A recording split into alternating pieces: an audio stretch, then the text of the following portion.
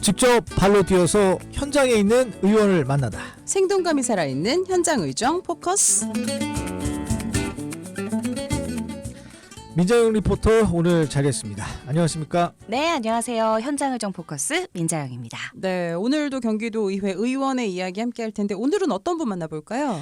네, 오늘은 국민의힘 성남시 제7선거구 안계일 의원의 의정활동 살펴봅니다.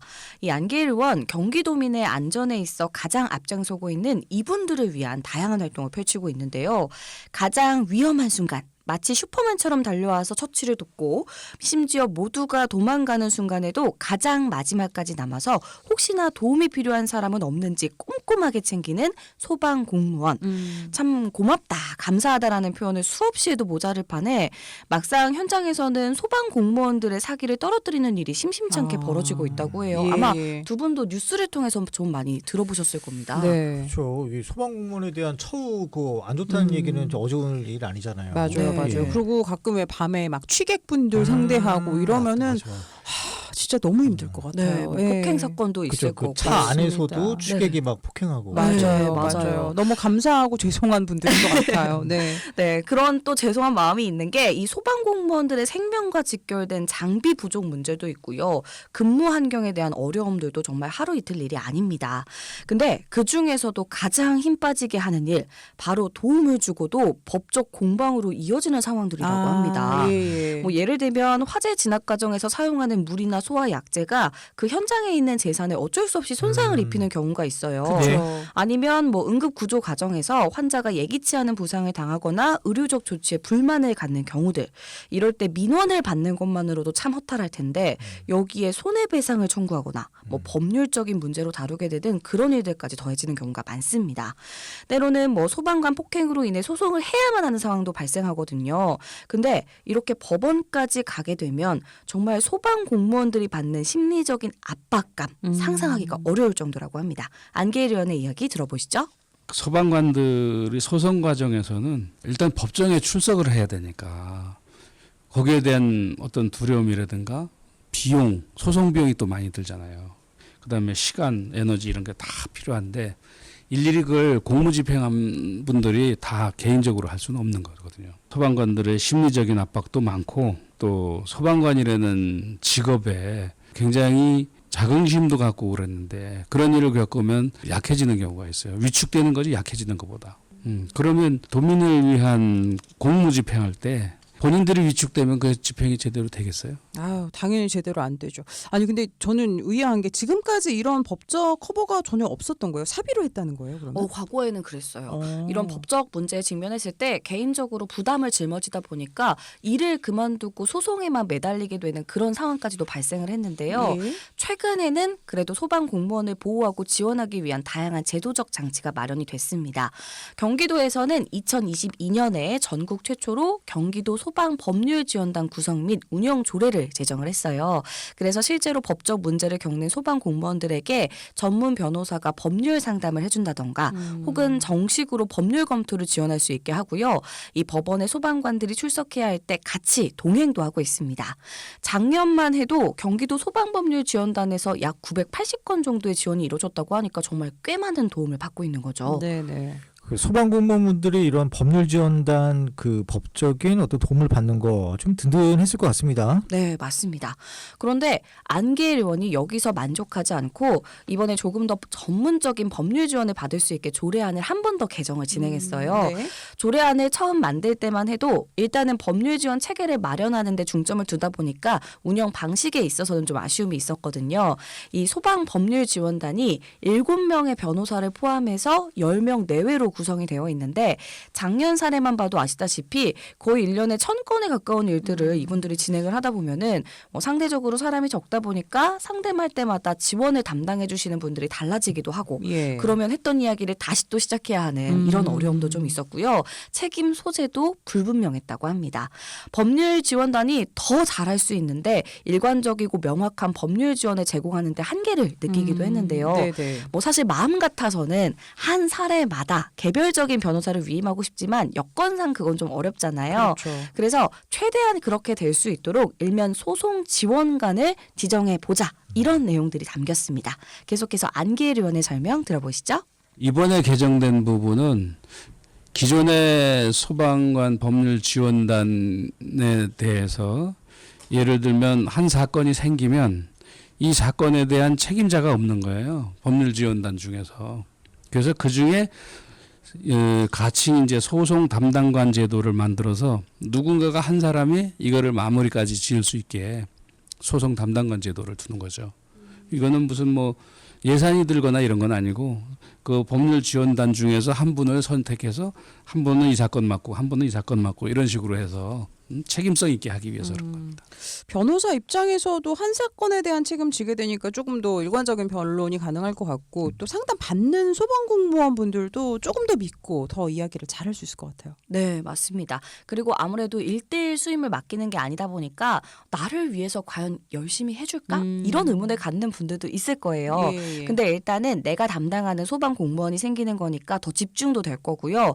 여기에 소방 법률 지원에 기여하는 구성원에게 포상을 할 수 있는 규정을 신설을 했습니다.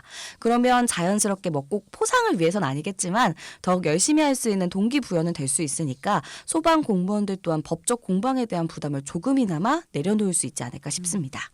뭐 앞서 말씀드렸지만 우리 소방공무원분들이 하시는 일이 참 많은데 거기에 대해서 그 받는 처우들은 참 열악해서 참 이분들이 좀 열심히 일할 수 있는 그런 환경 만들어졌으면 좋겠습니다. 네.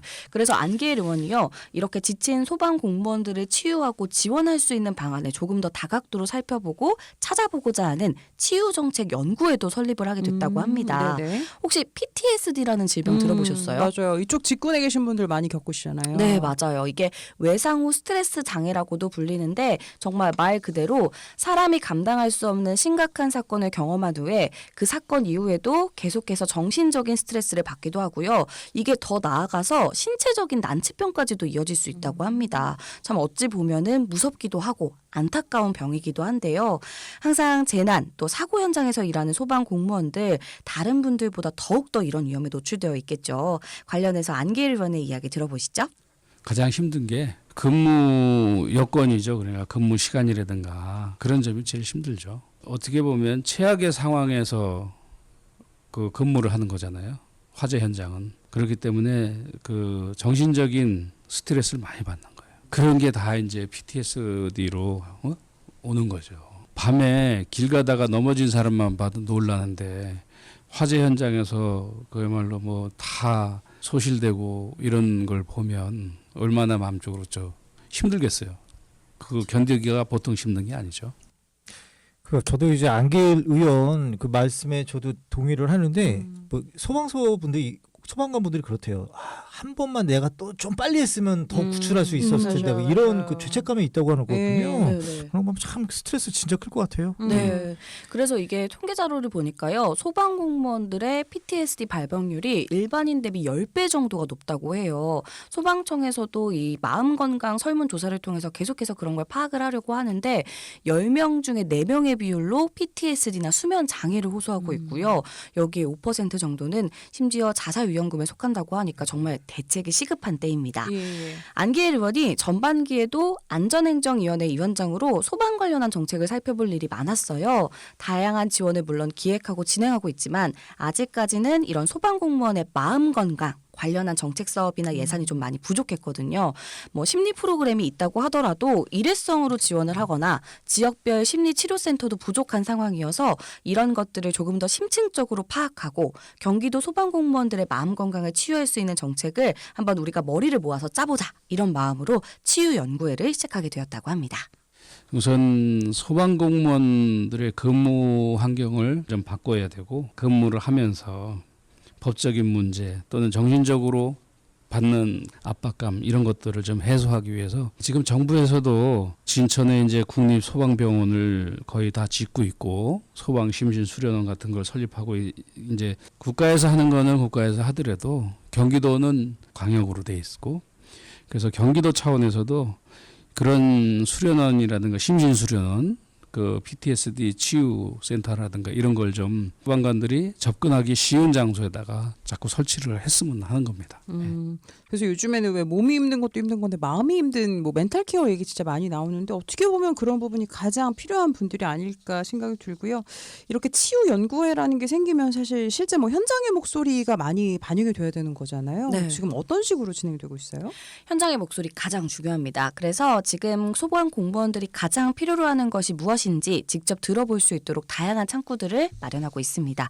설문조사는 물론 간담회도 계획하고 있고요. 뭐 포커스 그룹 인터뷰라던가 직접 현장에 탐방하면서 근무 환경을 살펴본다던가 조금 더 활동적으로 생생한 현장의 목소리를 수집하기 위해서 계획을 세워둔 상태입니다.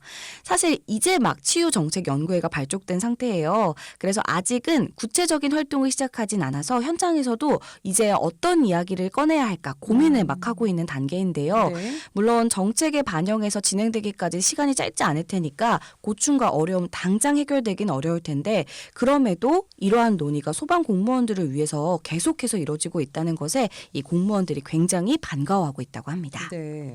그리고 또 앞선 인터뷰에서 들었듯이 국립소방병원이나 뭐 소방심신수련원 정부 차원에서 진행을 하고 있는데요. 사실 경기도의 경우에는 지역도 참 넓고요. 활동하시는 분들의 수도 많은 편이에요.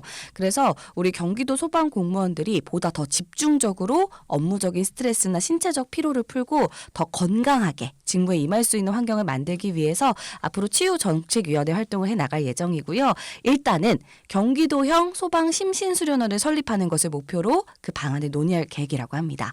그저 연구만 하는 것이 아니라 현장에서 체감할 수 있는 정책을 내놓기 위해 열심히 뛰겠다는 안기일 의원의 의지 함께 들어보시죠. 다들 내용을 아는 분들은 좋아하시죠. 이게 연구회 만들고 연구만 해서 끝나면 큰 의미가 없어요. 공통적인 연구 결과를 내서 예산까지 담아서 거기에 맞는 목적, 예를 들면 PTSD 치유센터를 만든다든가 그렇게 해서 뭔가 성과를 내야죠. 한두 해 되진 않을 거예요. 그러나 최대한 소방관 분들이 불을 끄고 도민의 생명을 구하는 게 의무라면 우린 또 그분들을 위해서 뭔가 역할을 하는 게 저희 의무니까 그걸 해야 된다고 봅니다. 제가 인터뷰를 위해서 이 안기일 의원의 의원실을 방문을 했거든요. 근데 바로 딱 눈에 들어오는 게 소방관분들이 감사하다는 글을 남겨주신 액자였어요. 네네. 그만큼 소방관들을 위한 정말 많은 정책 활동, 의정 활동을 진행해 왔고 또 계획하고 있는데 늘 그 액자를 보면서 안전을 위한 분들의 안전 또한 지켜내겠다는 의지를 엿볼 수 있는 그런 생각이 좀 들기도 했습니다. 경기도 인구가 늘면서 소방 서비스 수요도 계속 증가하고 있잖아요. 예, 우리 소방관님들 좀 맘 편히 일할 수 있는 그런 근무 환경 조성됐으면 좋겠습니다. 맞습니다. 법적인 환경도 그렇고 그들을 뭐 치유하는 부분들도 그렇고 다들 좀 많이 애써주셨으면 좋겠습니다. 오늘도 경기도 의회 의원의 목소리, 오늘은 안기일 의원의 이야기 함께했고요. 지금까지 민자훈 리포터 함께했습니다. 고맙습니다. 고맙습니다.